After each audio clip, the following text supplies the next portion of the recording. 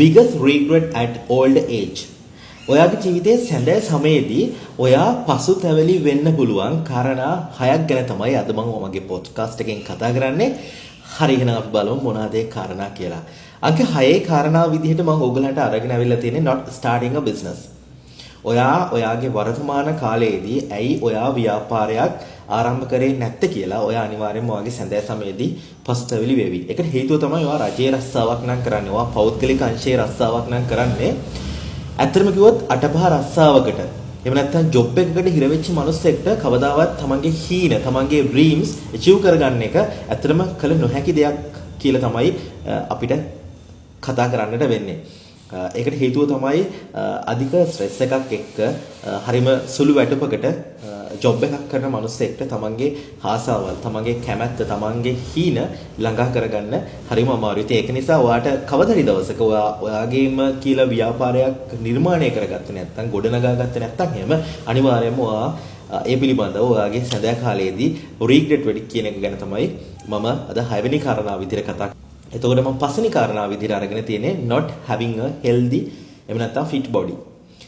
ඒ කියන්නේ ඔයා වෙනුවෙන් හොඳ නිරෝගී සෞඛ්‍ය සම්පන්න fit ශක්තිමත් ශරීරයක් ඔයා මේන්ටේන් කරගත්තේ නැති එක පිළිබඳව ඔයා අනිවාර්යයෙන්ම ඔයාගේ old age එකේදී ඔයා රිග්‍රෙට් කරයි.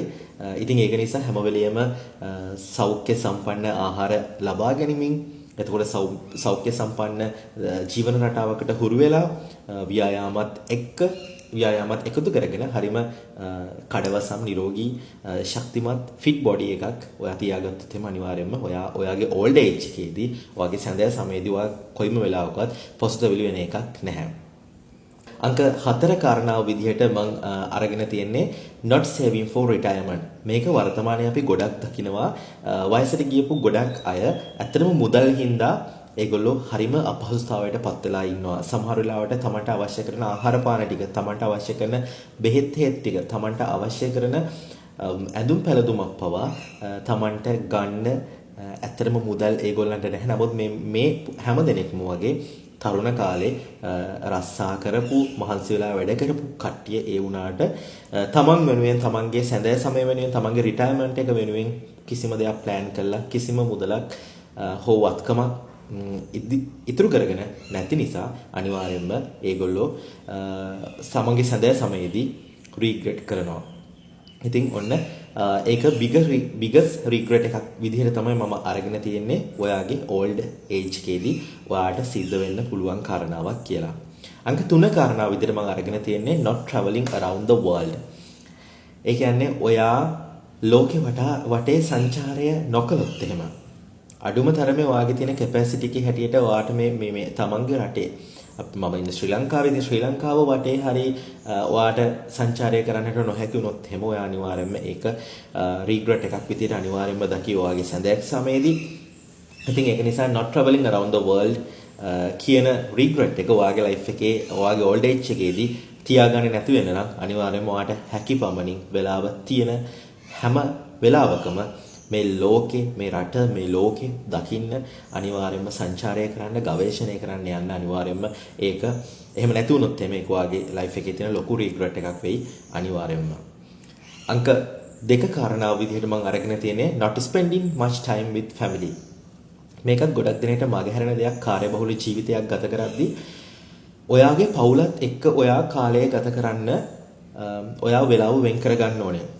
ගොඩක් මිනිස්සු මහන්සි වෙලා ව්‍යාපාර කරනවා, මහන්සි වෙලා තමන්ගේ රස්සාවල් කරනවා, එහෙම නැත්නම් ව්‍යාපාර කරන ස්ථානයේ පුද්ගලයොත් එක්ක සතුටු සාමිචියේ යෙදෙනවා, එහෙම නැත්නම් තමන්ගේ යහළු මිත්‍රාදීන් එක්ක පමණක් සතුටු සාමිචියේ යෙදෙනවා. හැබැයි ඔයාට ගෙදර ඉන්න අම්මා තාත්තා, එහෙම නැත්නම් ඔයාගේ ස්වාමි පුරුෂයා බිරිඳ, එහෙම නැත්නම් ඔයාගේ සහෝදර සහෝදරියා, එහෙම නැත්නම් ඔයාගේ ළඟම වගේ පවුල කියලා ඔයා සලකන එක ඔයාගේ සුරතලා වෙන්න උනත් පුළුවන්. ඒ අයව ඔයාට සෑහෙන්න මග හැරිලා ගිහිල්ලා. ඉතින් එහෙම වුණාම ඔයා කවදාහරි දවසක වයසට ගිය වෙලාවක ඔයාගේ සැදෑ සමය ගත කරද්දී රෝද පුටුවක වෙන්න පුළුවන්. එහෙම නැත්නම් මහලු නිවාසයක වෙන්න පුළුවන්. එහෙම නැත්නම් ඔයාගේම ගෙදරක හුදකලාව වෙන්න පුළුවන්. ඔයාට සැහැණ දුකක් දැනෙයි.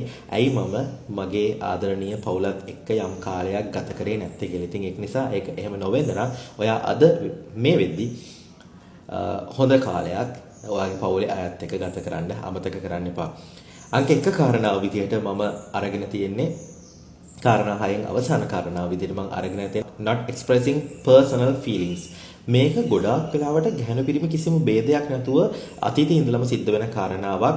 පවුලේ තියෙන බලපෑම නිසා, එහෙම නැත්නම් සමාජයේ තියෙන බිය නිසා, එහෙම නැත්නම් තව කවුරුගේ හරි හිත රිදෙයි කියලා, එහෙම නැත්නම් ඔයාව ජජ් කරයි, ඔයාව කොන් වෙයි කියලා හරි බලාපොරොත්තු වෙන තමන්ගේ තියෙන පෞද්ගලික හැඟීම් ප්‍රකාශ කරන්න මැලිකමක් දක්වනවා.